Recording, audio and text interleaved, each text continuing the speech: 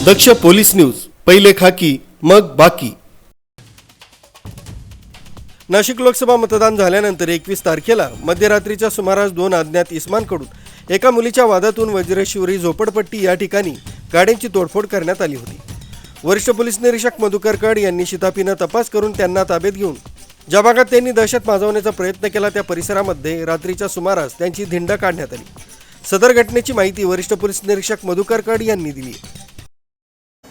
21/5/24 रोजी आदल्या दिवशी मतदान झाल्याच्या नंतर दुसऱ्या दिवशी पहाटे 3:30 ते 4च्या सुमारास वज्रेश्वर झोपडपट्टी आणि नाल्याच्या किनारी राहत असले उत्तम उगले यांच्या घराजवळील 4-5 गाड्यांची आणि काही रिक्षांची गोरक्षनगर मसरूळ येथील मुलांनी तोडफोड केली होती।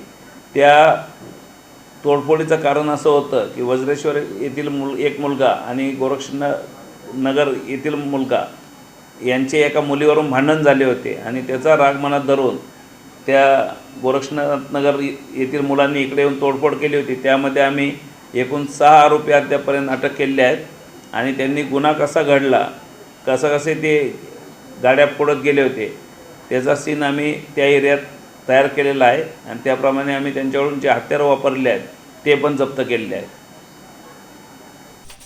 प्रकाश दुर्वे, दक्ष पोलीस न्यूज, नाशिक।